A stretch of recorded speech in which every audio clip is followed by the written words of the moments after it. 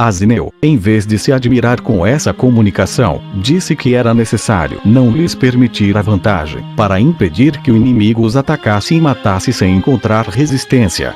Ao contrário, em tão premente perigo, deviam demonstrar a sua coragem e virtude, para pelo menos vender bem caro a própria vida. Dizendo essas palavras, tomou as armas, e o exemplo de sua coragem fez que todos os outros também as empunhassem com intrepidez. Eles então caíram sobre os inimigos, que agiam de modo descuidado, como se já estivessem com a vitória garantida, matando muitos deles, desbaratando-os e pondo-os em fuga. A notícia dessa derrota chegou ao rei dos partos, e ele concebeu tanta estima pela coragem dos dois irmãos que desejou conhecê-los. Mandou dizer-lhes, por meio de um de seus guardas em quem mais ele confiava, que, embora tivesse motivo de se ofender pelas violências que haviam cometido contra o seu reino, estava mais admirado com a coragem deles e por isso prometia, em seu nome, não somente perdoá-los de boa fé, mas fazer com que sentissem os efeitos de sua liberalidade, desde que, dali por diante, eles empregassem a sua bravura apenas no seu serviço. Embora promessas tão vantajosas pudessem inspirar confiança a Anileu, ele achou por bem não se apressar em partir, mas enviou Azineu, seu irmão, para encontrar-se com o rei, junto com presentes adequados ao seu poder.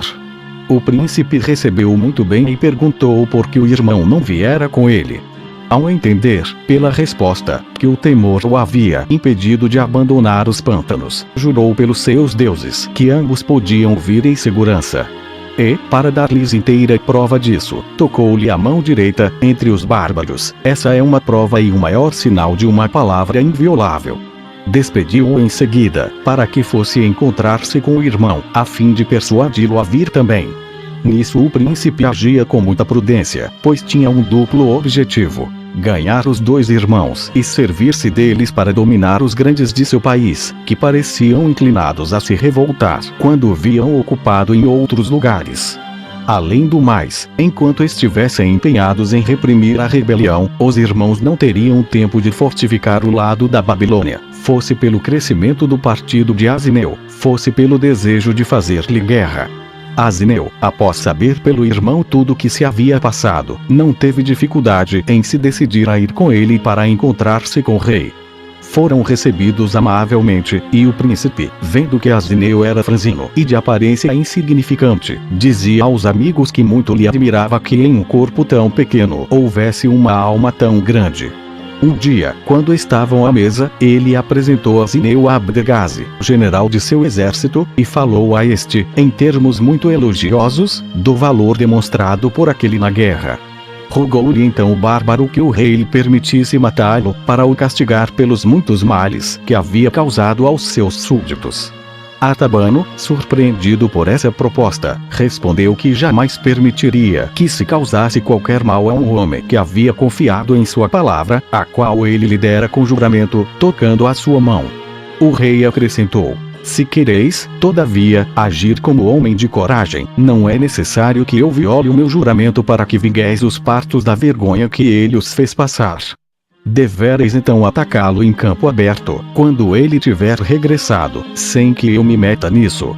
Mas esse generoso príncipe mandou bem cedo chamar Azineu e disse-lhe: deveis regressar agora, para que a vossa permanência aqui não atraia sobre vos a ira de meus generais e eles não venham, sem o meu consentimento, atentar contra a vossa vida. Recomendo-vos a província da Babilônia. Defendei-a com a vossa solicitude, evitando-lhe os saques e os males que lhe possam advir. É uma gratidão que me deveis pela fidelidade com que eu inviolavelmente vos guardei, sem escutar os que conspiravam contra a vossa ruína, permanecendo firme na resolução de vos proteger. Atabano, depois dessas palavras, despediu com presentes. Imediatamente após o seu regresso, Azineu construiu novos fortes, reforçou os que já havia construído e tornou-se temível em pouco tempo. Nenhum outro antes dele, vindo de berço tão humilde, conquistou tão elevado grau de poder. Ele não era somente reverenciado pelos babilônios. Também os partos enviados como governadores às províncias prestavam-lhe a mesma honra, e todas as questões na Mesopotâmia estavam submissas ao seu conselho. Os dois irmãos passaram 15 anos nessa grande prosperidade, que só veio a diminuir quando eles, vencidos pela voluptuosidade, abandonaram as leis de seus antepassados. Tudo começou quando um general dos partos foi enviado como governador àquelas províncias. Ele tinha uma mulher que, além de possuir várias e excelentes qualidades, era de extraordinária beleza, admirada por todos. Anileu, quer porque a tenha visto, quer porque apenas ouvira falar dela, ficou perdidamente enamorado. E, como não podia dominar a sua paixão nem obter o que desejava por outros meios, declarou guerra ao seu marido e matou-o num combate. A mulher então ficou em seu poder, e depois ele a desposou. A partir daí sobrevieram todas as desgraças que afligiram a ele e ao irmão, pois aquela senhora levou consigo os ídolos de seus falsos deuses, aos quais adorava secretamente enquanto ainda era cativa. Depois que Anileu a desposou, porém, já não os ocultava tanto. Então os principais amigos dele fizeram-lhe ver que nada era mais contrário às suas leis que desposar uma estrangeira dada à observância dos sacrifícios e superstições de seu país de origem. Alertaram-no também a não se deixar levar pelas paixões, para que não viesse a perder aquela grande prosperidade de que era devedor ao auxílio de Deus. Tais considerações, todavia, em vez de impressioná-lo, deixaram-no enfurecido, tanto que, incapaz de tolerar tão louvável liberdade, matou os principais dentre os que lhes falavam com tanta sabedoria. Estes, ao morrer, pediram a Deus que vingasse a sua morte e o ultraje feito às suas santas leis e permitisse que Asineu e Anileu fossem tratados pelos seus inimigos da mesma forma como eles estavam sendo tratados. Rogaram também que castigasse aqueles outros que não se moviam para socorrê-los, pois, embora aquelas pessoas condenassem em seu coração a atitude dos dois irmãos, a recordação de sua antiga virtude e a lembrança de que deviam a eles a felicidade que desfrutavam prevaleciam em seu espírito. Essas pessoas, no entanto, quando viram que aquela estrangeira não se constrangia mais em adorar publicamente os deuses dos partos, julgaram que não deviam mais tolerar que Anileu calcasse daquele modo aos pés a religião de seus pais. Vários deles então foram procurar Asineu para queixar-se de seu irmão.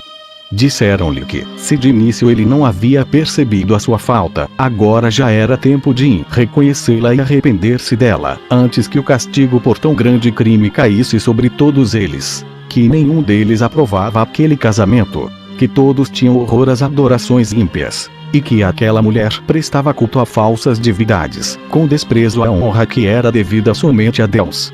Asineu não ignorava que o pecado de seu irmão poderia causar muitos males.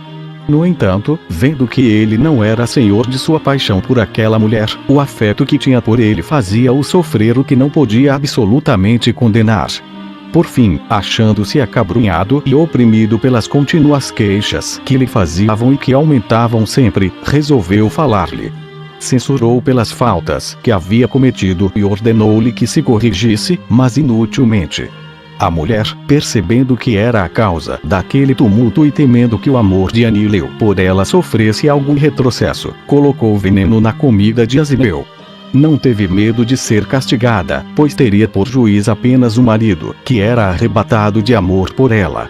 Assim, Anileu acumulou sozinho toda a autoridade e entrou com todas as suas forças nas terras de Mitridates, que era uma das principais autoridades entre os partos e genro do rei Artabano. Saqueou seu território, tomando um grande número de despojos, tanto em dinheiro quanto em escravos, animais e outras coisas de valor. Mitridates, que então não estava afastado dali, ao ser informado de que Anileu tomara as suas vilas sem motivo, ficou enfurecido com aquela injúria e reuniu o maior número possível de soldados, em particular uma numerosa cavalaria, e pôs-se imediatamente em campo para o combate. Mas, em vez de continuar a marcha, deteve-se numa aldeia a fim de esperar o dia seguinte para atacar, porque era sábado e por conseguinte dia de descanso para os judeus. Um sírio, que morava num lugar próximo, avisou Anileu e disse-lhe também que Mitridates ofereceria naquela mesma noite um grande banquete. Sem perder tempo, ele serviu a refeição aos seus homens e caminhou durante toda a noite para surpreender os inimigos. chegou ao acampamento perto da quarta vigília e encontrou-os adormecidos, matando vários deles e pondo em fuga aos demais.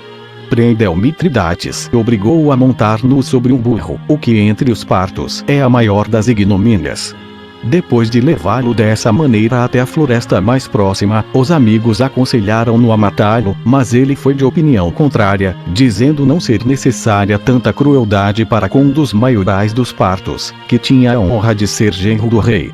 Além do mais, poupando-lhe a vida, poderia fazê-lo esquecer aquela injúria. Se o mandasse matar, porém, o rei iria se vingar matando os judeus que moravam na Babilônia, cuja conservação lhe era muito cara, pois era o seu povo. E, sendo os acontecimentos da guerra tão incertos, seria entre os partos que eles procurariam refúgio, caso lhes acontecesse alguma desgraça. Todos aprovaram essa proposta, e assim ele mandou Mitridates embora. A esposa de Mitridates, porém, fez-lhe 1000 censuras porque, sendo o genro do rei, ele devia envergonhar-se de dever a vida a um povo do qual recebera tantas injúrias. Disse-lhe ela: retomai agora os sentimentos de vossa antiga virtude ou, em nome dos deuses, que são os conservadores da dignidade dos reis, não mais ficarei em vossa companhia. As críticas que a esposa lhe movia continuamente, o conhecimento que ele tinha da extraordinária insolência da princesa, que bem poderia levá-la a divorciar-se dele, e a consideração de que, tendo nascido parto, ele seria indigno de viver, se fraquejasse diante dos judeus, fizeram-no reunir, embora contra a vontade, o maior número possível de tropas para guerreá-los. Anileu soube disso e julgou que seria vergonhoso ficar detido em seus pantanais, em vez de ir ao encontro do inimigo. Tinha esperanças de que a sorte lhe fosse tão propícia quanto das outras vezes e acreditava que a sua coragem influenciaria os seus soldados, como sempre acontecia. Assim, pôs-se em campo para a peleja. Além das tropas ordinárias, várias outras reuniram-se a ele, na esperança de que os inimigos fugissem deles tão logo percebessem o seu grande número, permitindo que eles, sem perigo, tomassem os seus ricos despojos. Mas, após terem feito 90 estádios de caminho no calor do dia, por uma região em que não havia água, Mitridates, cujas tropas estavam descansadas em ordem, surgiu de repente e caiu sobre eles, que de tão abatidos pelo cansaço e pela sede, mal podiam sustentar as armas. Por isso tomaram vergonhosamente o caminho da fuga, depois que muitos perderam a vida. Anileu e vários outros esconderam-se no bosque, e Mitridates teve a alegria de conseguir tão facilmente uma vitória completa. Depois que Anileu se viu reduzido a esse estado, reuniram-se a ele todos aqueles que nada tinham a perder e que preferiam a liberdade de fazer mal à própria vida. E as suas tropas aumentaram de tal modo que igualaram em número as anteriores, não em força, porque os velhos soldados haviam morrido, enquanto o novo grupo não tinha experiência na guerra. Ainda assim, eles investiam contra alguns castelos e devastavam toda a região ao redor.